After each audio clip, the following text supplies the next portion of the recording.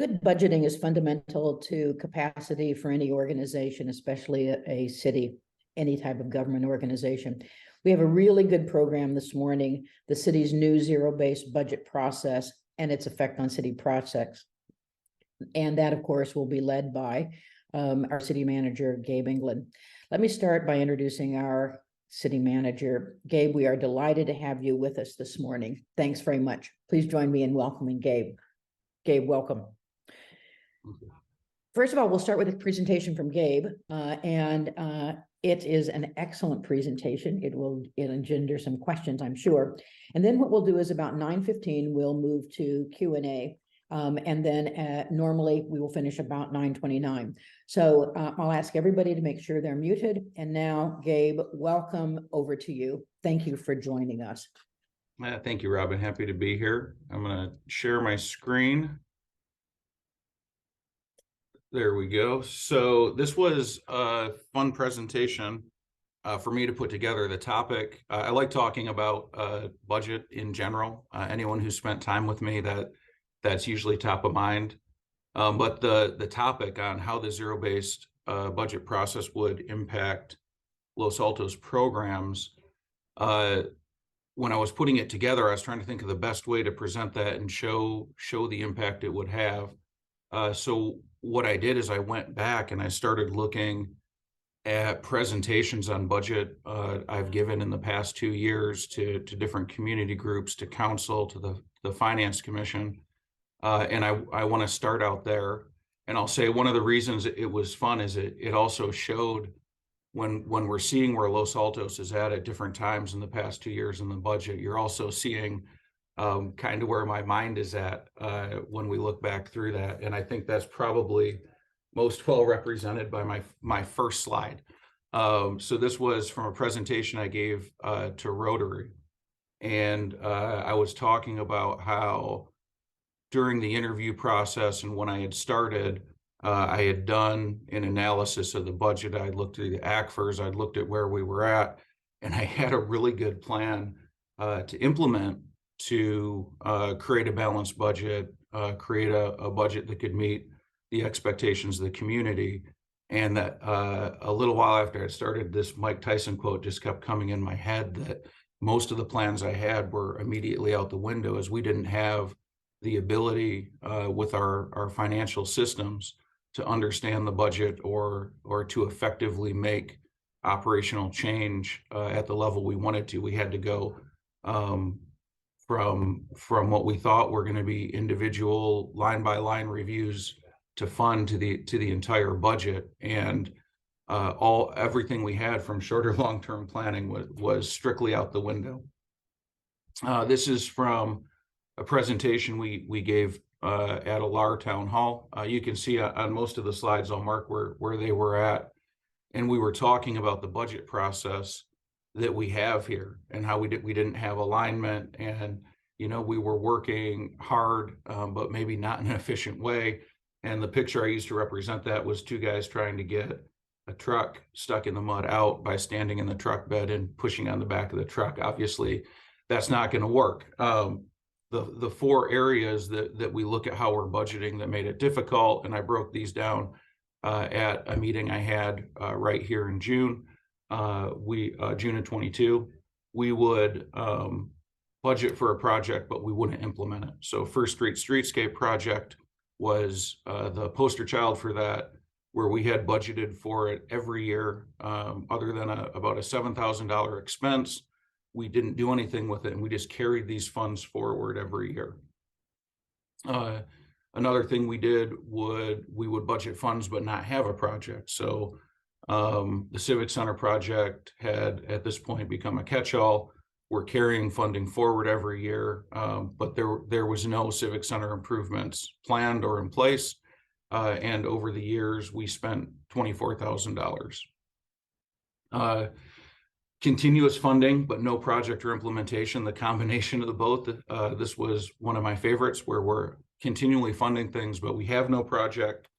And then the one that we're finally trying to close out with this budget is we budget funds incorrectly, or we're unable to recover grant funds or get reimbursed for funds that we're supposed to. So we'll put in the budget. I have an example of this later. Hey, we're doing this project. We're going to fund it with CDBG funds or traffic impact funds. And then when the time comes, the funds either don't exist or the project isn't eligible or we don't get reimbursement for it. So at this time, in April of 22, we had started to try and recover some of our funding. We had about 1.1 million that we thought was lost. We've recovered about 500,000 of it. We've got about 600,000 in funds that at the time of expenditure, we were eligible to recover, that we're trying to recover now, but the jury is still out on whether we'll be successful. So then I started to track back where we were at from the current 2-year budget, the biennial budget that we're in.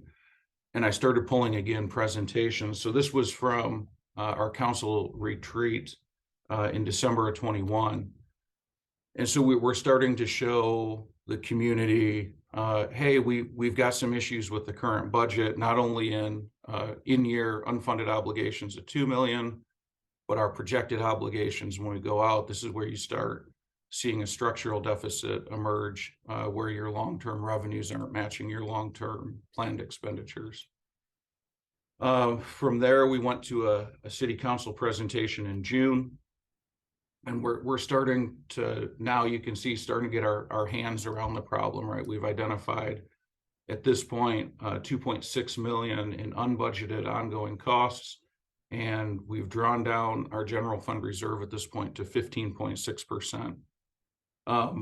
We were projected when we gave this presentation to go down to 13.8% in general fund reserve at this point. Fortunately, we were able, with changes we made, to stop that drawdown, and we think 15.6 is as low as it got. So that's was the low water mark for us. And then this is when we're closing out. This is the midterm. So at this point, we're closing out the first year of the 2-year budget, and we're telling council what to expect. And so the budget coming up, the 23-24 budget, at this point, we're telling council, hey, we've done a lot of work. We've got those in-year deficits down that we've shown you, from over 2 million to 1.1 million is projected where we start. And our CIP funding shortfall to start next year is going to be about $6.5 million. But we reminded them these deficits are before we do things that responsible governments do, funding facilities as an example, funding your pension, funding your IT. The budget we're in and historic budgets hadn't planned for that. So we're saying, hey, we figured out the deficit, we figured out where we're at, but before we move forward, we have to adequately plan for things like facilities, for how they depreciate. There's been a lot of discussion in the community about the roofs on the firehouse, for example, how they need to be replaced. We don't have a fund for that.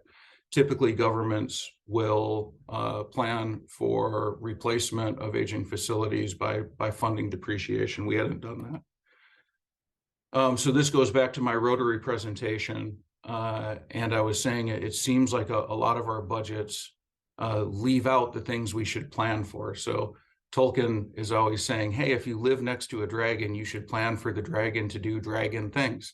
Our budgets didn't take into account the things that we knew we had to do: taking care of buildings, taking care of pensions, paying for employee benefits, things like that. The budgets had never taken those into account. So that's where we enter the process we use this year, the zero-based budget. And there's a kind of a misnomer out there that a zero-based budget is intended to reduce expenditures. And that's not really how we use it here. What we try and do here is find areas that are over-resourced. We do a line-by-line review, looking historically back at least 3 years, try and find over-resourced areas and take those funds and put them in areas that are under-resourced, programs that are valuable but don't have the right resources behind them to be successful. So really, the idea is you want to increase your effectiveness of your programs through improving the efficiency of your expenditures. So we started this process about 6 months ago. As a team at the city, everyone started meeting about 4 months ago, and we reviewed every expenditure that the city has made over the past 3 years. And that's how we built the budget moving forward. And so it allowed us to do the things we thought, right? Close operating deficits, correct past budget errors, reduce structural deficits. But in Los Altos, it let us do some pretty basic things that took a long time. It let us determine the number of employees you have in the budget. That sounds remarkable, but at no point in previous budgets had the FTE count and the FTE budgeted number matched. So directors wouldn't know if a vacancy they had was budgeted, if they could fill it. They wouldn't know if a person that was currently at the city and working was in the budget. It was a real nightmare to figure that out. It also allowed us to do, you see the asterisks, estimate expenditures from prior appropriations. I want you to remember that bullet point. We're going to have 4 or 5 slides on it to talk about why that's important. It allowed us to identify appropriations that have expired. We already talked about the reimbursable stuff. So the budget process allowed us to identify the $600,000 or $500,000 that remains out there that we've spent that we should get reimbursed for. So every time I get in front of council, I've used this slide. I think it's a process, not an event.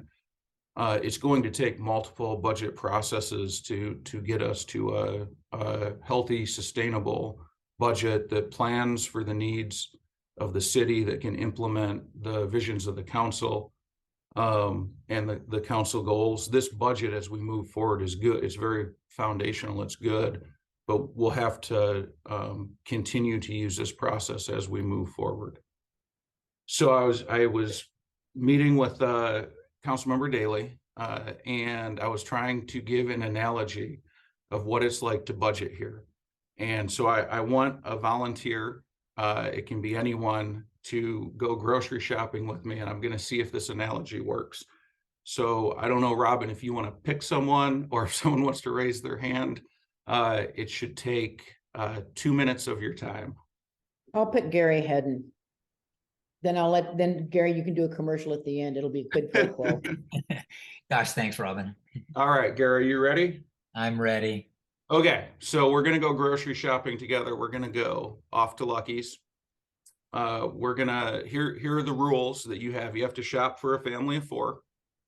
And you need to make sure that they get nutritious meals, right? You want to make sure, if it's your family, if it's your neighbors, whatever family you're shopping for, you want to make sure they get nutritious meals. So you're going to get your cart. You're going to get your 6 items you can pick from.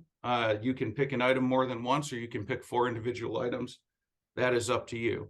And at the end, you have to ensure that the family has a nutritious meal and that you haven't exceeded your budget. Are you ready? I got the feeling there's a trick in here, but yes, I'm ready. No, there's no trick. All right, we got your items in your cart. You can pick taco, hamburger, fries, nachos, chicken, or hot dog. How many times am I going to have to make choices, and what's my budget? Exactly. Those are great questions that I ask as well. Okay, well, do I just get one thing out of this group? You can pick 4 individual. You can pick 4 hamburgers if you want to. Okay, so let me see. How do I pick? You just tell me. I'll write it down. Oh, okay. Well, let's go for some chicken legs and some and a hamburger. All right. So you have 2 more people to feed right now. You've got one. I better toss in another set of chicken legs and a taco. All right. These are good choices. So the analogy I came up with for Councilmember Daley, and you saw Gary ask the question, is budgeting in Los Altos. We're not going to tell you how much money you have. Oh, not going to tell you what items cost. And at the end, you need to balance your budget, and it needs to meet the expectations of the community. So unfortunately for Gary, he has broken his budget. He bought 1 lab-grown hamburger at $20. Your chicken was $8. That's $36. And you also purchased a $5 taco. So you spent $41. You only had 20 available. I'm sorry, you have a massive deficit to climb out of now. I sure do. I'm going to have to raise my revenue. That's right, but that's how it goes. So when we go through this, the reason we talk about we don't know how much money we have is we do this thing in Los Altos that's really weird called prior appropriations. You'll see it in the budget. Other cities do it too. So to understand what a prior appropriation is, we talk about what is an appropriation. So for Los Altos, an appropriation is council allowing us to make an expenditure. But when they give us the appropriation, they define the amount and the time, right? Those are two things that are really important in a budget appropriation. So if you look at what a closed appropriation is, I'm not going to read the definition. This references the amount. If you look at what an expired appropriation is, this references the time. But remember when we talked about the First Street streetscape as an example, we were budgeting and we didn't take time into account. We would carry that money forward every year when typically a prior appropriation, you're only moving forward funds that have been obligated. They're spent on something. And if you don't have those funds, they go back into your general fund if you don't have an obligation. So what those slides are telling you is that Los Altos uses prior appropriations, but it doesn't consider amount or time. And as you start carrying things forward, what you find is that you've spent funds on other things that weren't project related, but you didn't take that into account, or you've carried funding forward from a thing like a grant that's expired, but you still keep it in your budget. So I'm going to blow up this screen on the left in a second, so you don't need to see the numbers yet. But this is an example of something that came out of our budget, and to me, it illustrates how we got into the budget position that we did. So I've already said we don't take the two things into account in appropriations in Los Altos that you should. We don't care about time or amount. We carry things forward. We don't tie we get the perfect twofer here. Our budget's not tied to expenditures or revenues with projects, and we don't always record expenditures in the project budget. So this example, this yellow box over here, this is the blown up view. This was from our budget. And when we look at how we plan to fund this project, we said we're going to spend $380,000 from traffic impact fees. The issue is, as we sit here today, our traffic impact fees are about negative $500,000. So we can't spend funds that don't exist. If this project was to go forward, the general fund would have to backfill that $380,000 because the TIF fees don't exist. Additionally, at some point, we were budgeting CDBG funds here. The issue is this specific project didn't have CDBG authorization. So again, the general fund would have had to backfill that. So prior to beginning the zero-based budget process, I had asked an outside consultant to look at our financial position in Los Altos, specifically as it relates to our bond rating. So he looked at it and he went back to 2015, and he came away with the same kind of conclusion that anyone that looks at a long-term view of Los Altos financial position will come to. Over time, it's deteriorated quite substantially. In 2015, we had a 33% fund balance. As we sit here today, it's 18%. You saw that last year was 15.6%. At one point, it was to go below 14%.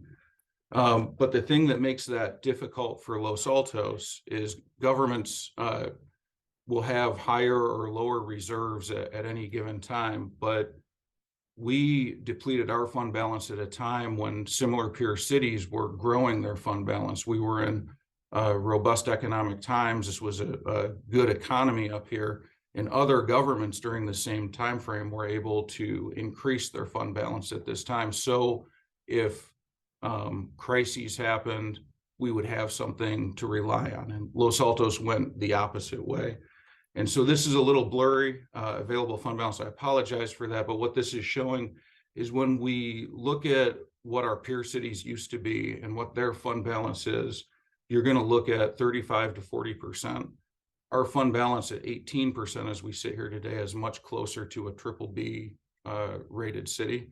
And it's showing that over the last several budget cycles, we've went in the wrong direction. So pulling this all together and talking about how the zero-based budget process worked, these are all the numbers that I just showed you. They're red because in budget talk, red is bad. These are all negative numbers that we had showed publicly for the current biennial budget that we're in. And so we go back to what should a zero-based budget do? We've told the community at this point, we're not taking care of our facilities, we're not taking care of our other obligations, yet we're managing to also overspend and draw down our reserves. So if we just took the last year general fund spending, 48.26 million, we applied the CPI and we said, these are the programs we have to fund. Facilities, fleet, you would expect the general fund expenditure to come in at 56.5 million. So we were able to fund these things with a zero-based budget, and our general fund expenditures are right now are projected to be 51.1 million. And those do things that we've never done in previous budgets before. So that expenditure includes, you'll see here, $1 million to establish a facility reserve so we can start planning for the depreciation of our assets. It shows funding technology fund, which becomes obviously increasingly important, but has always been important in Silicon Valley. It shows equipment replacement fund at 500,000. Right now we have $13,000 in our equipment replacement fund in the entire city to replace everything from cars to air compressors to smaller items. So this budget starts to fund all these things, which is why I say it's a base budget. It also adds positions that will serve the community. The housing manager, for example, is a requirement of the housing element update. We're trying to add an emergency operations coordinator. That's a split position with Los Altos Hills. So we're saving a little funding, getting a little synergy there. And other positions that are necessary for running the city. So the last thing we talk about is the budget surpluses. So Redwood City, they came out of $58 million budget surplus.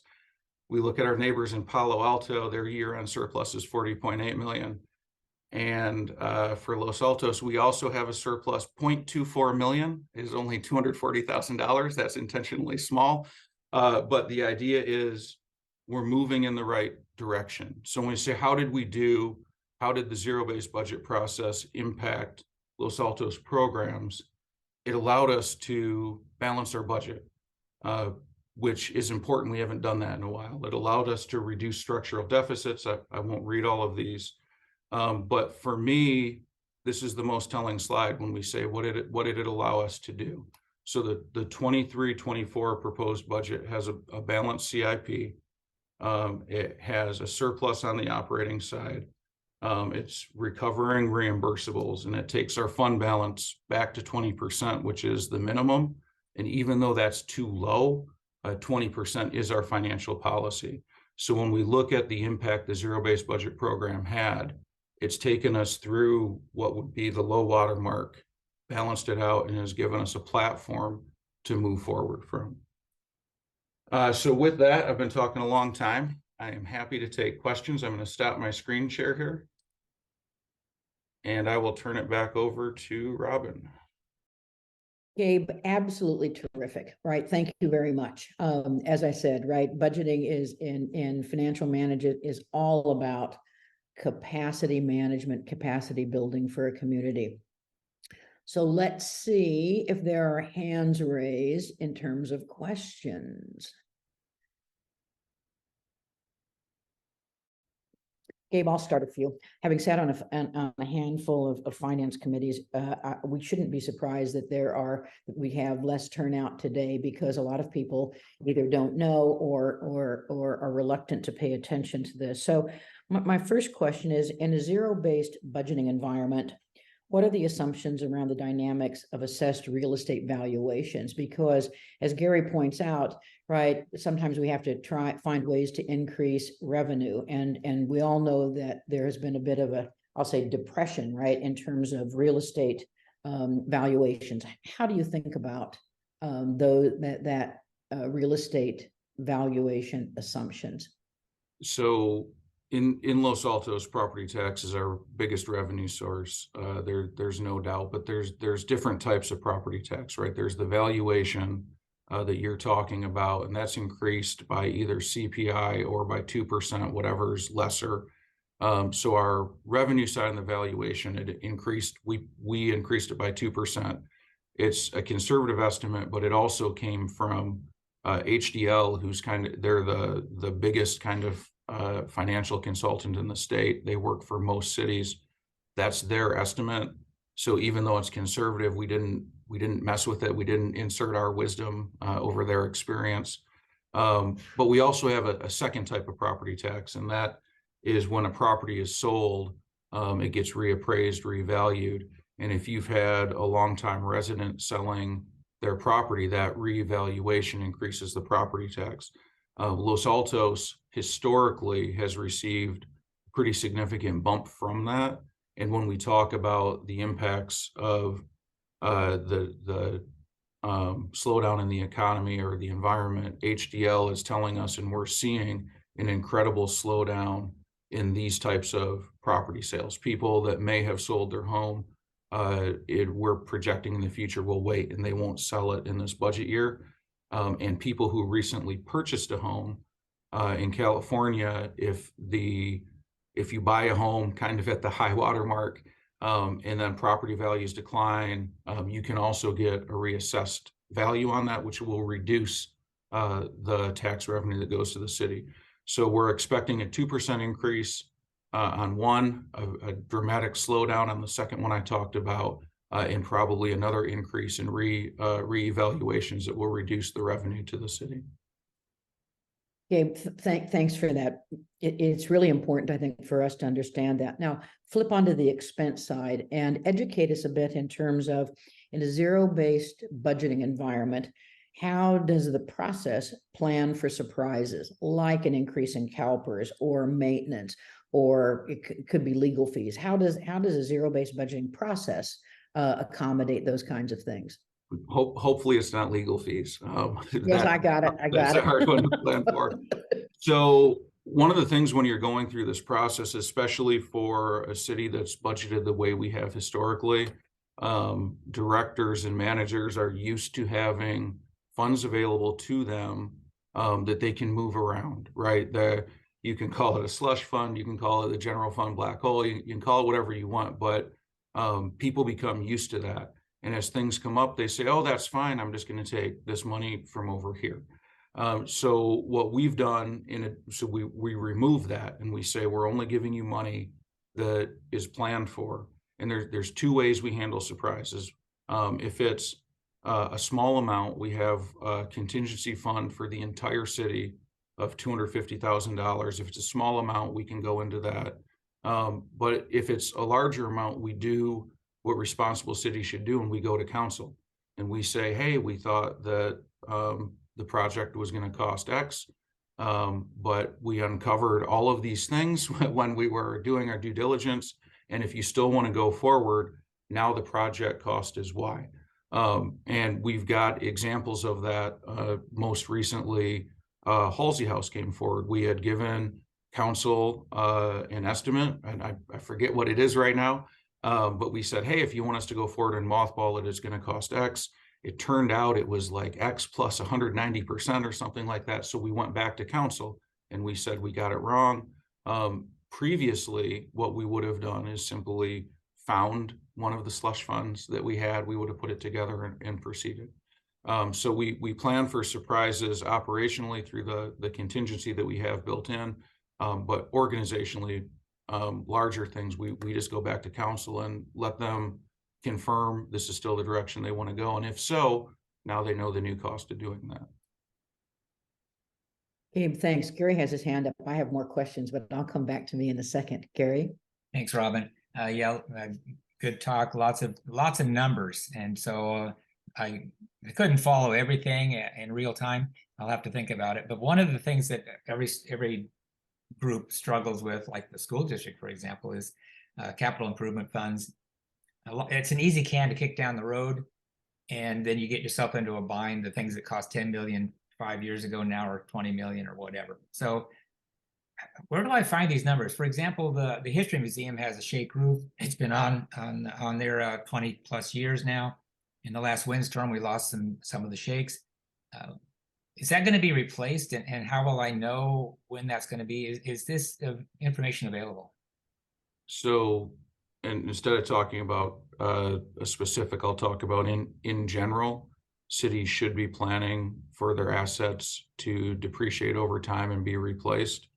I was talking with the council member the other day, and I was saying the hard thing in Los Altos is most of our assets are fully depreciated. And so City Hall as an asset fully depreciated, right? The police station is fully depreciated. So at this point, we should have had the funds saved up to repair, to maintain, or to replace. Instead, we've taken an operational mindset, a run to failure, which to your point becomes the most expensive, least efficient way to replace things.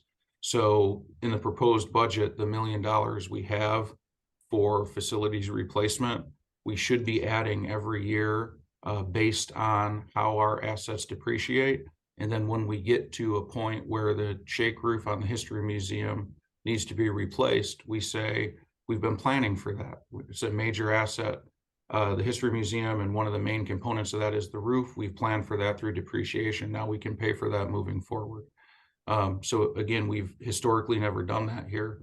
So as we sit here today, we don't have that number. We don't have the ability to replace the roof on the fire station.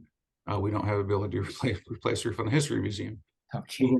Moving forward, council should be able to make these decisions as we say, look, we're nearing end of life on the roof of the History Museum.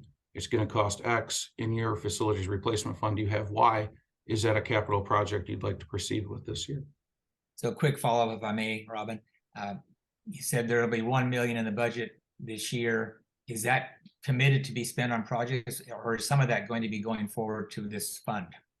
Right now, what we're putting the $1 million in, and we're going to start depreciating it over time.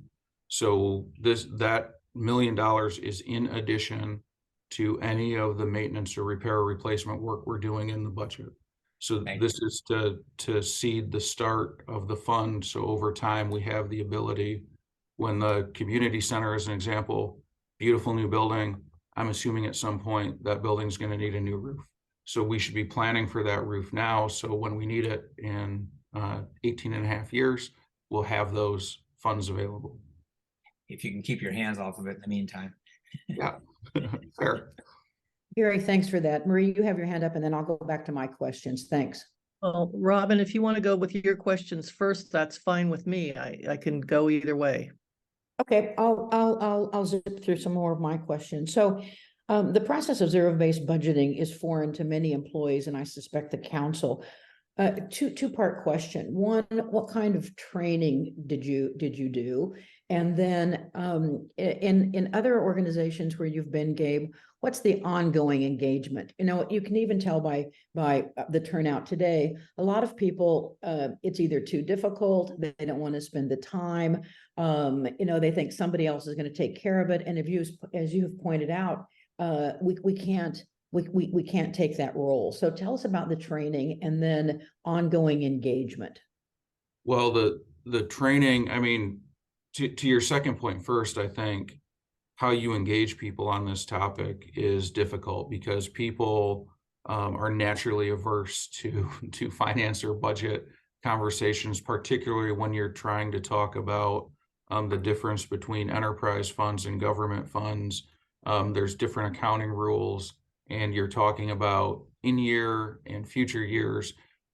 People have kind of a reflexive reaction to say, well, we trust the city manager or we trust our council people, so we're not going to engage. We're gonna let them handle it. So it is difficult to get people engaged, kind of thinking about the numbers. But also when you're talking to the community at large, most individuals don't have specific interest in the entire budget, right? They have specific interest in certain pieces of the budget. And if that piece of the budget meets their interest, then they're going to be okay with the rest of the budget. So it's hard to continuously engage people on a topic that is this broad. I will say from the training side, we've got a number of people who are professionally trained with CPAs or trained through experience, but this process is actually pretty simple. We take the last 3 years of expenditures in every line item down to the postage, and we say, what did you budget? What did you actually spend? Then we go to the 2 years ago. What did you budget? What did you spend? Last year, what did you budget? What did you spend? And then what did you budget this year? And you have to be able to say, well, this is why I'm budgeting this number. And if it doesn't make sense to the room full of department directors, then that budget funding is not moving forward. And you find, particularly in Los Altos, but in the other cities I've done this in, tons of line items that have just been carried over time and time again or budgeted, and they've never been spent on what they're budgeted for. So a lot of times, small equipment, office supplies, postage here gets spent on all sorts of other things that have nothing to do with that expenditure. So this budget, you're only allowed to spend postage on stamps. So it doesn't take a lot of training. What it takes is just a ton of time. Like I said, 4 months of all of us meeting together, 6 months of myself and the finance director moving through the process and how we were going to set it up. And I guess good reporting and discipline in terms of closing the books and forecasting. Thanks for that insight. In a zero-based budgeting environment, how does the charter of the Finance Commission play a role, or has it changed? So we just went to the Financial Commission, and I enjoy going to that commission because so most of the times we going to the public or a more general commission, you're trying to build up step by step, and here's how we got there. I just gave a 37 slide PowerPoint presentation. You go to the Financial Commission and you get people like commissioner saying, oh yeah, I get all that. I just want to talk about this right at the end, because they see all the steps that you went through. So it makes for me a fun conversation, because they're seeing the paper trail of where you started at, where you got to. They offer really good insight, really good critiques. A lot of the new funds we established, the facility fund, the equipment replacement fund, these all came out, the technology fund, they all came out of conversations with the Financial Commission last year. They had formed, at our request, a subcommittee to go through certain policy choices we were getting ready to present to council, and they get to see those implemented this year. So their role, it is a recommending body, right, that goes to council, but they have such specific expertise that their role is to look at it from that background and say, hey, is what you're doing here, is that the best way? Does it make sense? Have you thought of this? And they do a really good job in that role. We were just there on Tuesday of this week, and they unanimously recommended council adopt this budget. That's insightful, Gabe. Thanks very much. 2 more quick questions. You mentioned reserve policy. Do we have a formal reserve policy? And if so, what is that?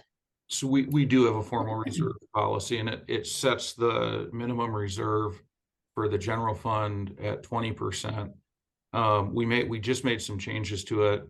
One of the things we added is that if it goes below 20%, you either have to have presented a refunding plan. So if it's going below 20%, there better be a good reason. You better have a plan to get it back up to 20%, or you need approval to make those expenditures. We added that 20% is below what is reasonable. And I think sometimes we would get in an environment where you talk about how long could you pay the bills if you weren't collecting any revenue, and that's kind of the way you're supposed to start setting your reserve. But you'd always talk about, what if you have multiple crises at the same time? So if you have earthquake and a fire, or COVID and an earthquake, 20% wouldn't be sufficient for us.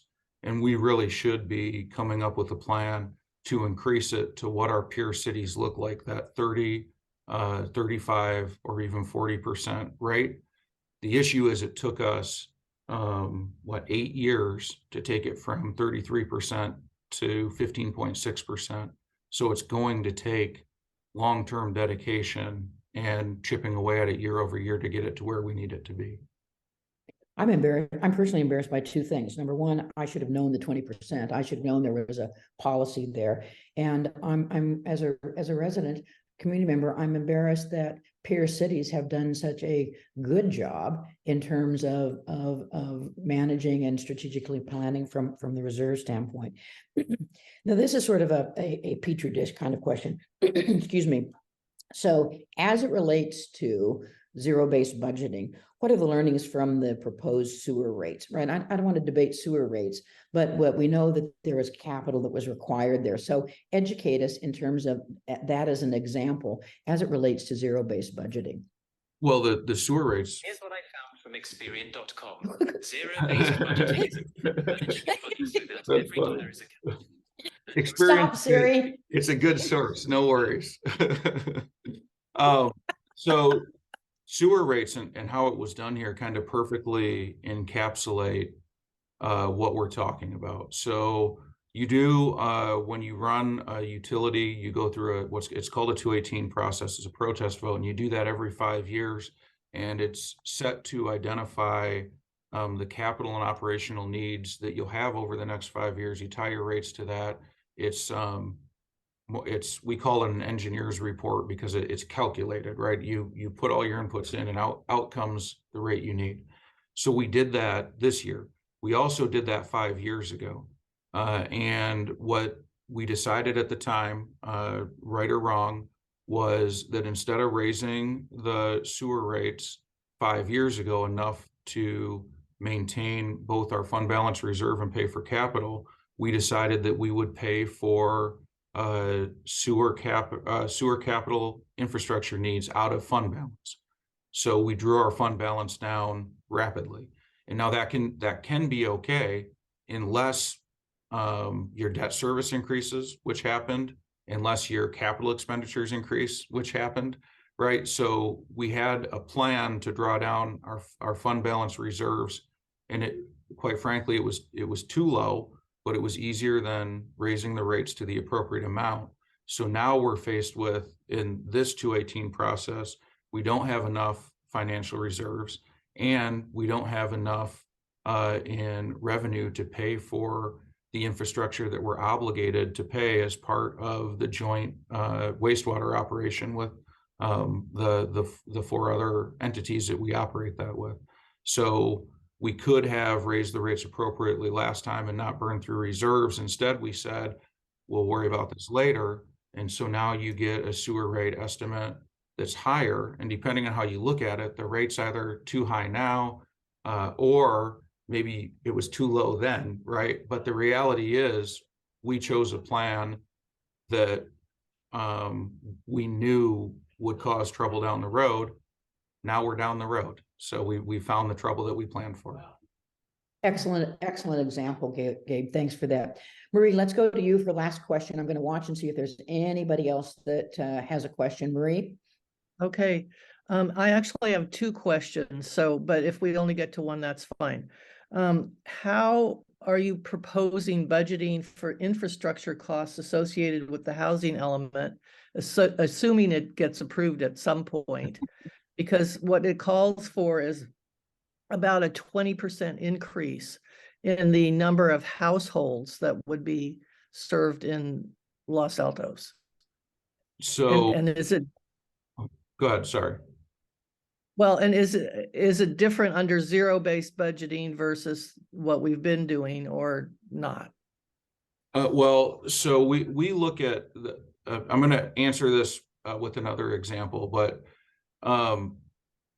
in zero-based budgeting, the first thing that you look at is what are expenditures that you don't have a choice about. So what's non-discretionary? And those are a lot of times personnel costs, people, right? Your CalPERS, your pension, but they're also contracts or other obligations. So historically here, we would fund our JPA check by having them come to council and asking for funds as if we had a choice. It's our JPA, we're obligated to fund them. Housing, through the housing element update, is the same thing. It's a contract that we're making with the state to do the things that are in that contract. So under zero-based budgeting, what that means, it's not considered a discretionary expense. You know, when we were going through and talking about the limited resources we have, we knew we had to add a housing manager, which is an expensive proposition when you look at the fully loaded cost of a professional coming in that capacity. But we didn't look at it as if we had a choice to add it or not. We said, well, in our housing element update, which is our contract with the state, which council approved, it says we are going to have a housing manager. So we added it. So the difference is we consider the housing element as a contract, and it's not discretionary, and we have to meet the obligations in the time frame that we say before we go on and fund other things. Marie, do you have a second quick follow-up, and then we'll move to I wrapping do. this? Well, yeah. And to what do you attribute the differences between Los Altos and neighboring cities in terms of they've been raising their reserves and we've been drawing down on ours. To what do you attribute those differences? Well, I mean, I think a lot, it's different in different cities. So, you know, some cities have a higher reserve. They also, if you look at Palo Alto, which is the example I use, they just passed a new tax, right? So what would their reserve level be if they didn't have the constraints of not increasing revenue? It's different in different cities, so it's kind of hard to compare them all. But in general, what I found in my career is cities through the budget process, if one of their operational goals is financial sustainability, fiscal responsibility, and that's their primary goal, they're going to have fiscal reserves that reflect that. They're going to have funding for things like facility replacement that reflect that value.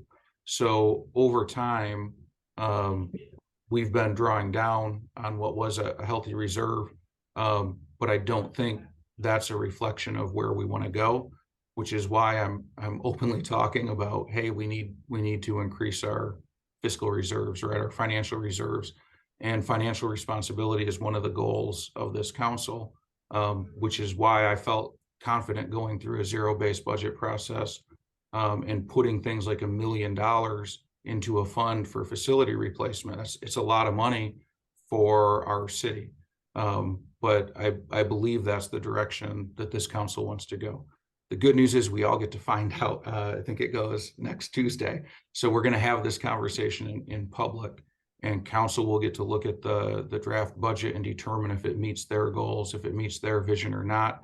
I expect we will get sent back with changes, and that's fine. As long as we're all trying to move in the same direction, I think it'll be okay. Gabe, any closing thoughts or remarks you'd like to make, and then I'll start a wrap up here. So just in general, this was a really fun presentation for me to make. I appreciate you giving me an hour to talk about budget on a Friday morning. It's always very exciting for me.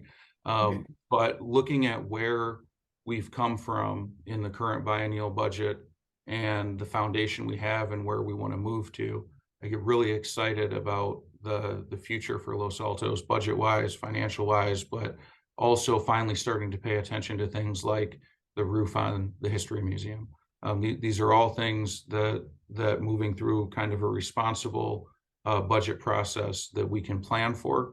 And when I look at it laid out on paper and PowerPoint virtually, I'm really excited about where we're going. Gabe, you and I like financial things, and when I look at people that still have their video on, there were a couple smiles, right? Nobody fell asleep. I can't really tell the people that don't have their cameras on. So I think we should claim this as a victory. That's right. Great Success. presentation discussion. I will tell you that I'm going to request the steering committee that we get a mid-year update in terms of how the process is working and how we're doing against the plan. Now I know and some of you have to leave it at 9:30, but before you go, just a few very quick announcements. Our next meeting is Friday, June 16th, 8:30 as always. Please join us for a conversation with Nisa Flieger, well, of course, Los Altos City Council member. There will also, this is a new announcement, there will be a celebration of life for Larry Barron on Saturday, June 17th at 4 p.m. at the Garden House. If you'd like to attend, please RSVP to Larry's wife, Tricia, via email at triciagordon99@gmail.com. I might ask you, Joe, while I'm finishing off here, just put that in the chat for folks, if you'd be so kind to do that. It's Tricia If you'd like to Jordan, attend, actually. to be added to LACC's mailing list, send us an email at info@losaltoscommunitycoalition.org. And then lastly, a really big thank you to Los Altos Mountain View Community Foundation for providing LACC with financial and in-kind support. So hats off to the foundation. Thank you very much. So again, Gabe, many, many thanks. These aren't easy to keep everyone's attention. This is so important to this community and building capacity and frankly, financial literacy. So thanks very much. And we'll look forward to seeing all of you in a few weeks. We're finishing about 2 minutes early. Great. Excellent. Gary Thanks, had everybody. some, I think Gary had some announcements he wanted to make. Oh, I forgot. Where is, oh yeah, Gary, sorry about that. Oh yes, thanks, Gary. Take yourself off mute and you can make your announcements. Thank you very much. Just one thing, we had May is Bike Month, a lot of activities. It was a lot of fun. We brought people downtown. I thought that was something that would be maybe a recap on that at some point would be nice. But in terms of Greentown, we've got a couple of events coming up. Tomorrow, Saturday, is the EV Fair over at the Community Center from 10 to 2. You'll see lots of EVs and EV owners. You'll even see an EV bike or two. And then in June 21st is the Summer Solstice Night Bike Ride for the bike riders out there. Joe, you listening? I'll be leading people out to the Baylands to watch the sunset, come back home on the Stevens Creek Trail. And then for the History Museum, we've got a new exhibit coming on the 15th, Pioneer Women. You can see about some of the people who came across the country back in the 1800s and the challenges they had and the resilience that these people were able to show. It's a good show. It's a changing exhibit area for the History Museum. That's it. Thank you. That's always a challenge when you have a Los Altos over the year like Gary, right? He's got 3 or 4, 5, 6 organizations, and each one has an announcement. But Gary, I'm glad you played Gabe's game and earned the extra time for making those announcements. Thanks. Thanks, everybody. Have a great weekend. Bye-bye.